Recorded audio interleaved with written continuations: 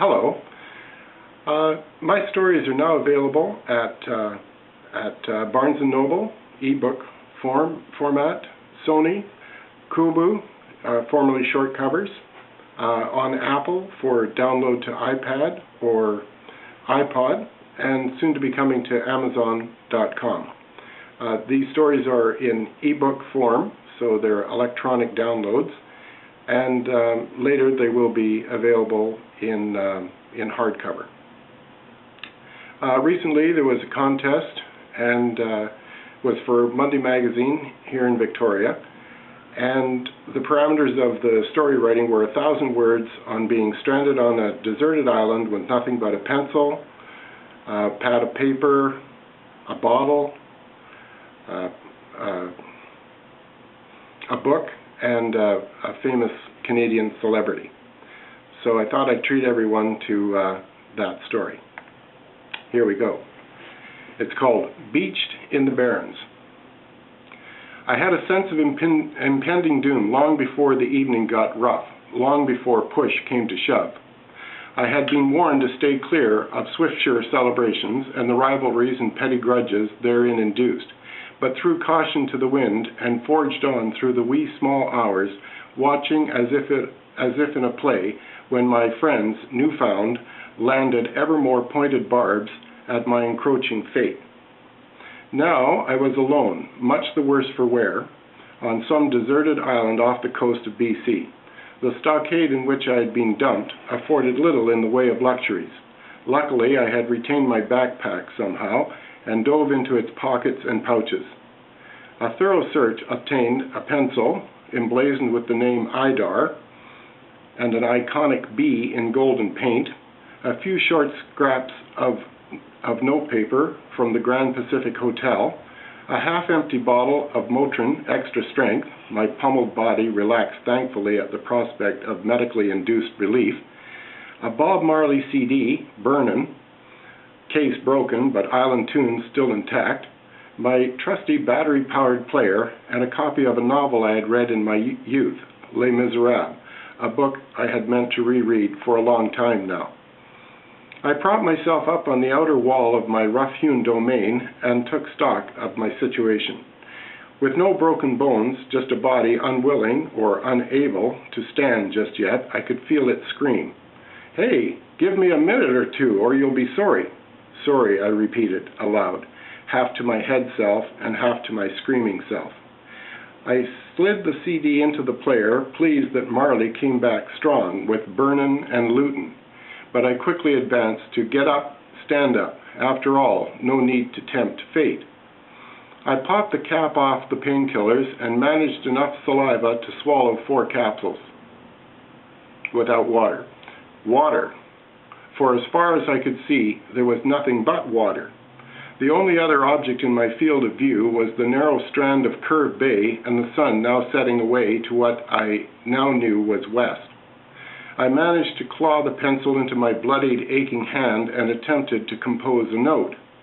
The beach was close enough at hand, and this was the first possible course in which to seek rescue.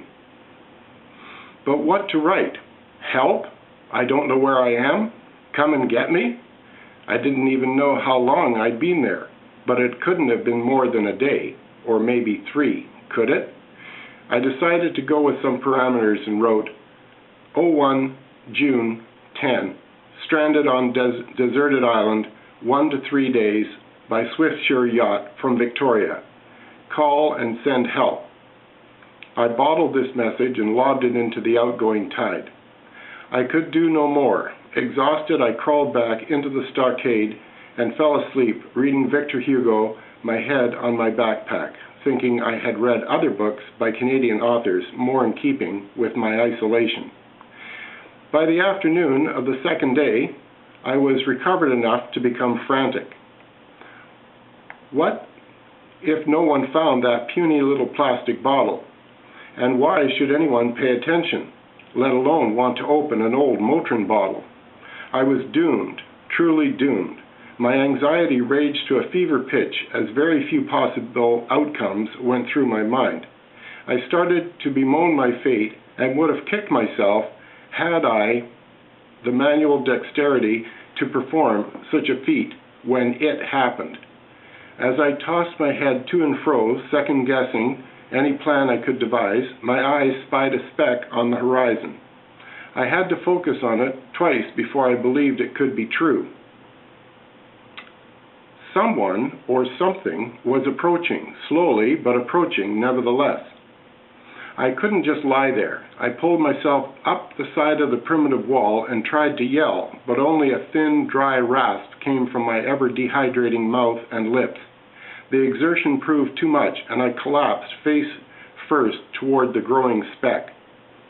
When I came to, the first thing I saw was his enormous beard and his twinkling eyes as he said, "Well, bye, you look to have got yourself in a fine kettle of fish now, haven't you?" I tried to speak and couldn't. He gave me a little water, and I fairly burst out, "You're Farley Mowat! You're Farley Mowat!" "Aye, that I am," he replied evenly. "And you are?" I told him my name, as if that mattered, and realized immediately that here he was, and rescue was at hand. "Where's your boat?" I asked, seeing nothing tide or beached in sight. "Oh, that. Really, bye, I thought everyone knew that that was a boat who wouldn't float. No, there's no boat, bye." "But then, how did you get here? I saw you coming across the water," I asked incredulously. "Aye, well now there's a tale, you see. I'm out here doing research for my next book on how persons navigated through these waters long before there were ferries or other ships, even long before there were canoes and the like. Yes, I came along here by paddling a large log, and here I am. But I have to tell you, bye, talk about your being lost in the Barrens, you've really outdone yourself." After a few tots of Newfoundland rum that Farley just happened to have access to, we made a plan for rescue the next day.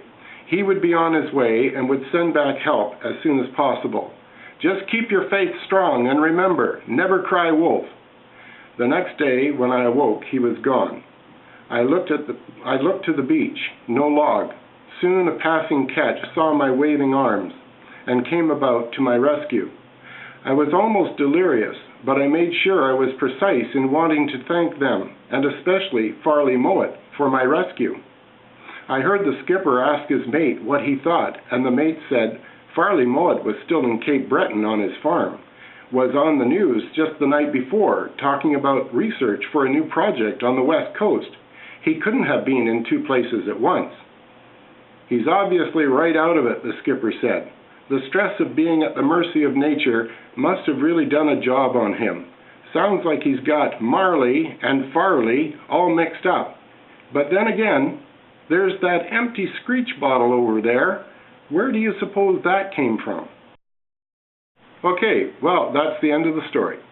If you enjoyed that story, or if you'd like to read more, just go search smashwords.com or YouTube and search for Robert Adair Wilson.